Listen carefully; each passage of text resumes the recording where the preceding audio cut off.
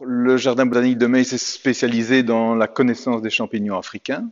Donc on a une grande expertise et de longue date dans la taxonomie des champignons africains. Et donc à l'initiative d'un entrepreneur belge qui produit des champignons au Rwanda et grâce au soutien du ministère rwandais de l'Environnement, on a pu organiser une mission dans les forêts de montagne pour essayer d'inventorier les champignons comestibles qui étaient présents dans ces forêts de montagne. Alors, comme dans beaucoup de régions tropicales et également au Rwanda, les populations sont fort dépendantes des produits forestiers non ligneux. Donc, ils exploitent par exemple les fruits, les plantes, mais également les champignons. Donc, c'est une manière traditionnelle de trouver de la nourriture et également une source de revenus pour les populations. Alors, il y a environ 25 ans, le gouvernement rwandais a décidé d'établir des parcs nationaux et donc a interdit aux populations riveraines de pénétrer dans ces parcs pour pouvoir protéger intégralement ces parcs.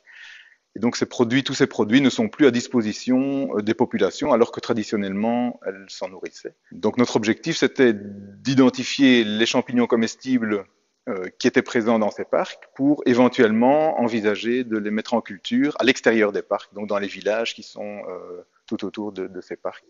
Alors, ce qui est important dans une mission telle que celle-là, où finalement l'objectif est d'inventorier les champignons qui sont consommés par les populations, c'est évidemment d'avoir recours aux connaissances traditionnelles des populations. À chaque sortie sur le terrain, nous avions recours à une personne locale qui connaissait les champignons, donc généralement des personnes d'un certain âge qui, il y a 25 ans ou plus, allaient traditionnellement récolter ces champignons dans la forêt. Donc, dans le cadre de ce projet, on a récolté environ 400 échantillons de champignons. Alors, le travail sur le terrain consiste à les décrire à l'état frais, à les photographier et à les sécher pour pouvoir les conserver. Donc, une fois qu'ils sont bien secs, ils sont conservés dans des sachets en plastique avec une fermeture hermétique et ils sont stockés au jardin botanique dans notre herbier. Alors en plus de cet échantillon sec, donc qu'on appelle un spécimen d'herbier, nous prélevons sur l'échantillon frais une fraction de tissu que nous conservons en vue de réaliser des analyses d'ADN.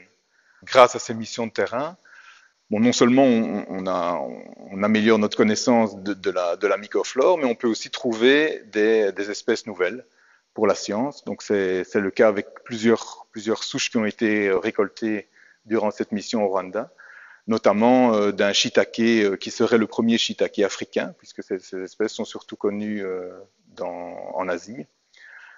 Mais alors également la satisfaction de pouvoir faire des projets qui ont une application directe pour la population locale. Donc c'est de la recherche appliquée et appliquée au développement au Rwanda. Nous envisageons d'utiliser ces souches sauvages pour les mettre en culture et éventuellement en faire une production commerciale. Donc sur le terrain, nous avons récolté des spores de ces champignons, ces souches sauvages de champignons comestibles.